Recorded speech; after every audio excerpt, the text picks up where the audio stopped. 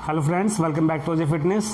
Friends, आज हम बात करेंगे गोल्स को लेकर। गोल्स से रिलेटेड बात करेंगे आज। तो आपने जनरली देखा होगा, लोगों से सुना होगा कि लोग कहते हैं कि हमने जिम ज्वाइन किया था, वर्कआउट भी करते थे अच्छे से, डाइटिंग भी की, लेकिन जो हमें रिज़ल्ट्स चाहिए थे वो हमें रिज़ल्ट्स मिले नहीं। बहुत सारे लोगों से आपने ये सुना होगा कि लास्ट ईयर मैंने अदर ब्रांड ज्वाइन किया था, दूसरा जिम ज्वाइन किया था, वहाँ पर मेरा वेट रिड्यूस हो गया था। इस बार दूसरा जिम था, ये इस जिम में वर्कआउट मेरा रिड्यूस नहीं हो पाया। वर्कआउट तो अच्छा था लेकिन मेरा वेट रिड्यूस नहीं हो पाया। तो इस बारे में मैं ये कहना चाहूँगा कि जो वेट आपका रिड्यूस या गेन, जो भी आपका गोल है, उसमें 90% मिस्टेक्स हमारी अपनी होती हैं। इसमें किसी भी जिम या हेल्थ सेंटर की कोई कमी नहीं होती है।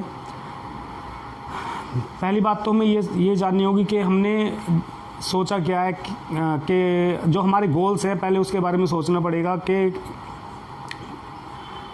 गोल हमने ऐसा सेलेक्ट किया है कि वो अचीव हो सकता है या नहीं।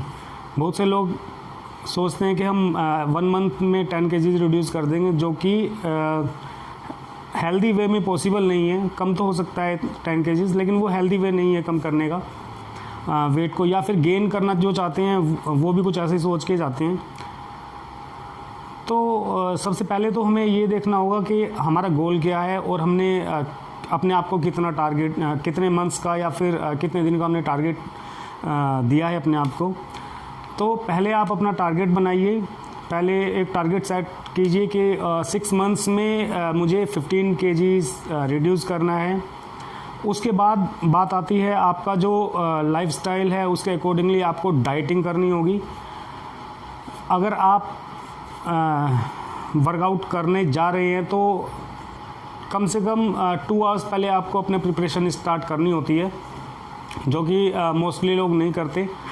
ज़्यादातर जो लोग मॉर्निंग में वर्कआउट करते हैं वो ऐसे ही सुबह उठकर बस और एम्प्टी स्टमक चले गए, वर्कआउट किया और वापस आकर नॉर्मली ब्रेकफास्ट किया और अपने ऑफिस के लिए निकल गए या फिर दूसरे कामों में बिज़ी हो गए।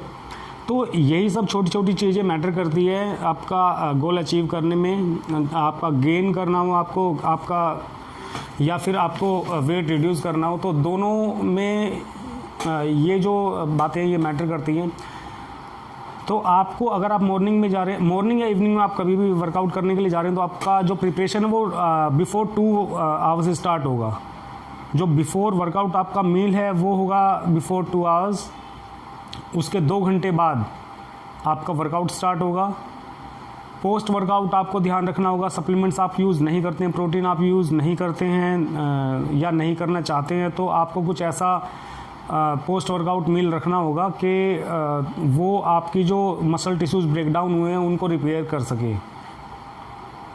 आप कोई भी प्रोटीन सोर्स यूज़ कर सकते हैं। बिफोर वर्कआउट तो आपका कार्ब सोर्स रहेगा, कार्ब्स एंड प्रोटीन दोनों होगा, बट आफ्टर वर्कआउट आपका प्रोटीन सोर्स रहेगा।